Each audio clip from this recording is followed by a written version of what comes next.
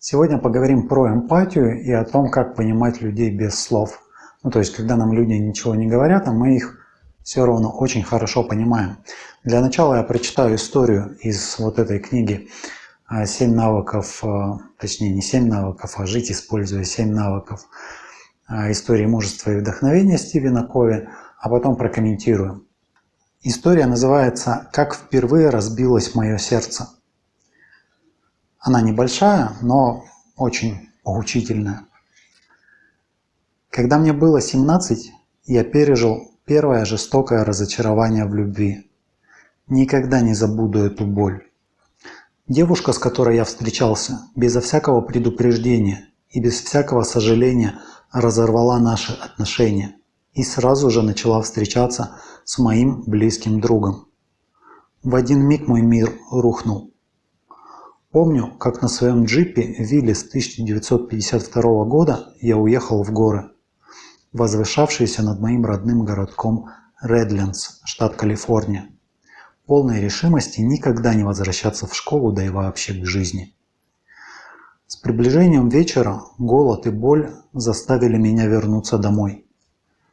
Я ничего не говорил, но, заглянув в мои глаза, родители, видимо, поняли, что произошло. Есть я не мог, поэтому отправился в свою комнату, бросился на кровать и заплакал. Я рыдал и рыдал. Через некоторое время дверь в мою комнату тихо открылась, и я почувствовал, что у моей кровати стоит отец. Он осторожно откинул покрывало и пристроился рядом. Он обнял меня своими сильными, теплыми руками и прижал к себе крепко, как никогда. Он согрел меня, мое тело, сердце и душу. Продолжая рыдать, я чувствовал его силу и тепло. И тогда отец начал плакать вместе со мной. Я почувствовал, его грудь содрогается от рыданий.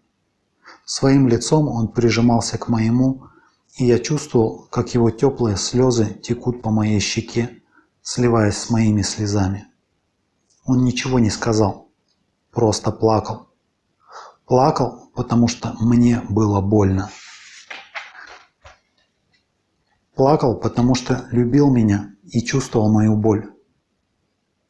Через какое-то время мои рыдания стихли, и на смену боли пришло облегчение. Отец приподнялся, укрыл меня до самого подбородка и положил мне руку на плечо.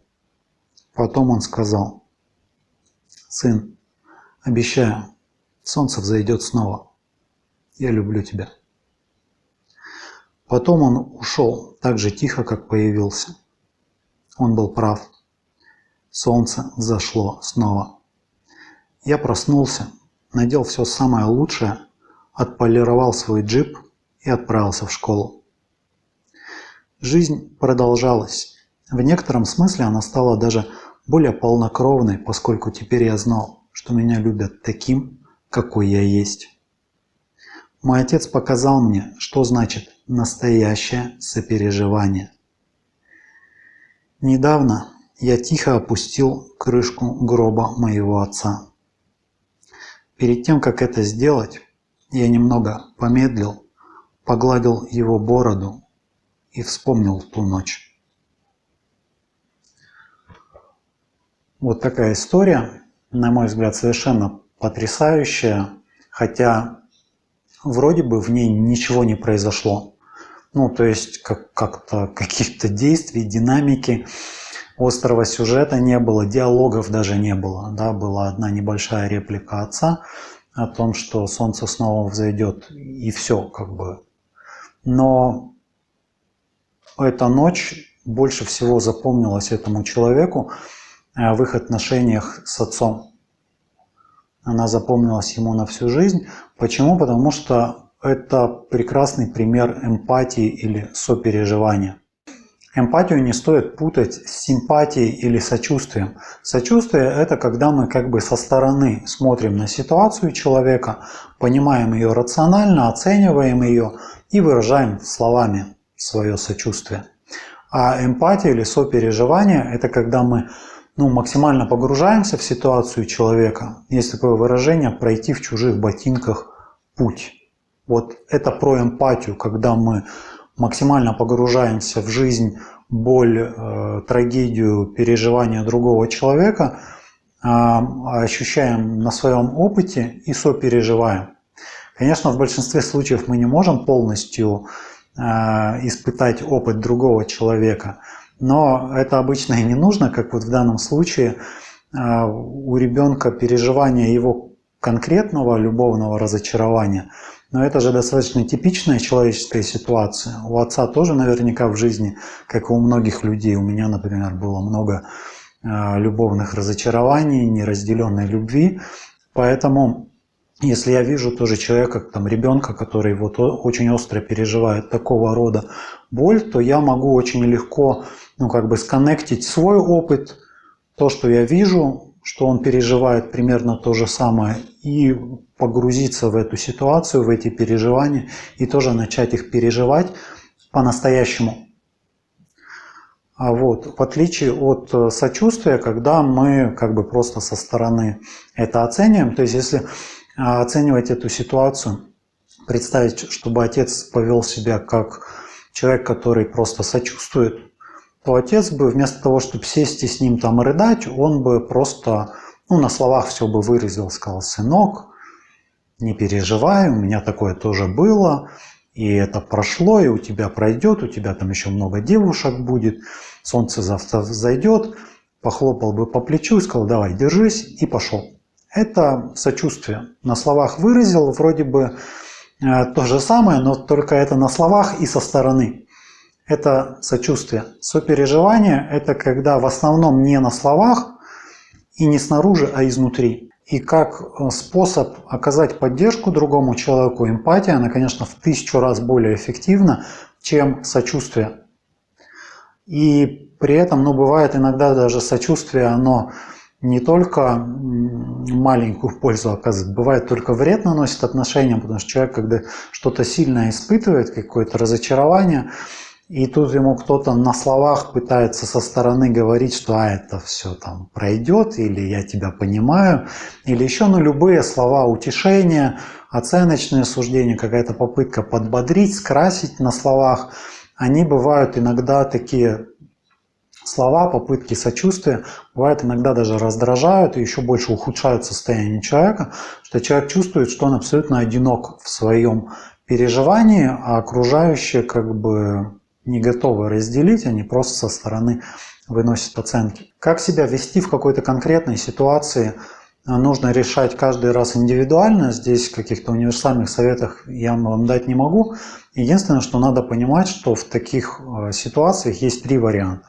Это либо сопереживание, либо сочувствие, либо ничего не делать, просто промолчать, сделать вид, что вы там не заметили, или просто стараться не обращать внимания, не привлекать к какой-то проблеме внимание, это бывает лучше. И в каждом случае надо выбрать тот способ, который больше подходит, в зависимости от ситуации, ваших целей, ваших возможностей. Здесь главное, что я бы хотел сказать, что надо различать эти 3 варианта. Далее, следующий вопрос, который хотел бы обсудить в связи с этой историей. Я часто родителям рекомендую на консультациях книгу «7 навыков высокоэффективных людей» Стивена Кови. И особенно 5-й навык. Сначала стремитесь понять, потом быть понятым, как одно из самых эффективных средств, методов для улучшения отношений со своим ребенком. И родители мне часто на это возражают, что ребенок им ничего не рассказывает. То есть они не могут его понимать, потому что он ничего не рассказывает. А когда они задают вопросы, он тоже молчит, говорит: «Все нормально, не беспокойтесь». И мы не можем понимать, потому что он молчит. Но на самом деле, для того, чтобы понимать, нам не нужны слова. В межличностном отношении есть такие известные цифры, я их округлю для простоты, что мы в межличностном отношении между людьми через слова понимаем только 10% информации. Еще 30% информации мы понимаем через то, как человек говорит. Громкость голоса, скорость речи, тембр. То То есть то, как человек говорит, передает 30% информации, а что он говорит, всего 10%. И оставшиеся 60% информации мы получаем вообще без слов. Выражение лица, жесты, поза, расстояние между людьми, прикосновение друг к другу. Если, например, один человек другого обнимает, вы просто смотрите со стороны, то это же передает колоссальное количество информации об отношениях между этими людьми. Да, понятно, что если один человек другого обнимает, значит, они как минимум знакомы, они в хороших отношениях, они в близких отношениях. И они друг другу нравятся и доверяют, скорее всего. Но тут зависит еще, какое выражение лица у них в тот момент, когда они обнимаются. И в этом смысле для того, чтобы понимать, использовать этот навык, сначала стремитесь понять, потом быть понятым, слова вообще не нужны. Мы большую часть информации можем понять невербально, вообще без слов. Здесь единственное, что надо, это, во-первых, глаза, смотреть, желание понимать. И дальше еще один момент, надо анализировать эту информацию. То есть ребенок пришел, например, расстроенный. Видим по его выражению лица, по всему его телу, по поведению, не стал есть, пошел к себе, лежит там, рыдает. Информации куча. Дальше можно анализировать, то есть понимать контекст. У ребенка есть там дом, он учится в школе, у него есть подружка, может он там в какую-то спортивную секцию ходит, у него есть друзья. То есть мы знаем весь его контекст. Мы понимаем, что там, он пришел домой расстроенный, значит, не дома что-то произошло, дома ничего трагического не происходило. Мы понимаем тоже, что вряд ли 17-летний пацан расстроился вот так сильно из-за того, что ему, например, там двойку учитель поставил. Вряд ли. Тоже понятно, что, скорее всего, это не конфликт со сверстниками, потому что там была бы реакция страха. Если бы его кто-то там пугал, шантажировал, какой-то буллинг был, то там были бы другие эмоции. Страх, и он выражается совсем по-другому, чем вот это ощущение какого-то несчастья, горя. Тут явно просто, если чуть-чуть понимать в целом жизнь любого человека на Земле, жизнь подростков, и если речь идет о конкретной семье, то родители, они же еще знают много другой информации о своем собственном ребенке, поэтому без всяких слов могут со 100% точностью сказать, что случилось с ребенком, почему он несчастный, даже если ребенок ни слова не сказал. Что я провел этот анализ, и вы понимаете, что он применим ко многим детям, с вероятностью в 90% мы можем утверждать, что если ребенок так себя ведет, скорее всего, любовное разочарование. А если бы мы говорили о каком-то конкретном ребенке, имели бы больше информации, то там тоже иметь прогноз и объяснение ситуации гораздо более точное можно, не 90%, а близко к 100%.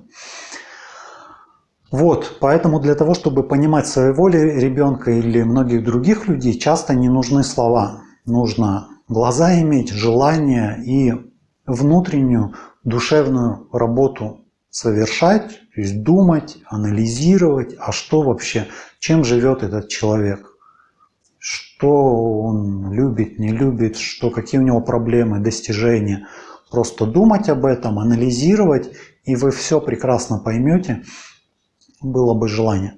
И третий момент, который здесь хочу отметить в связи с этой историей, что если вы начнете практиковать этот навык, сначала стремитесь понять, потом быть понятым, будете пытаться глубоко понять своего ребенка или вообще любого человека, весь его контекст, всю его жизнь, то вы начнете понимать, естественно, потому что это достаточно несложно.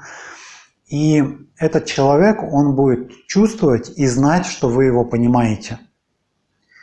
И когда он почувствует, что вы его понимаете, вы искренне им интересуетесь, он начнет вам доверять, и как следствие он начнет вам сам рассказывать.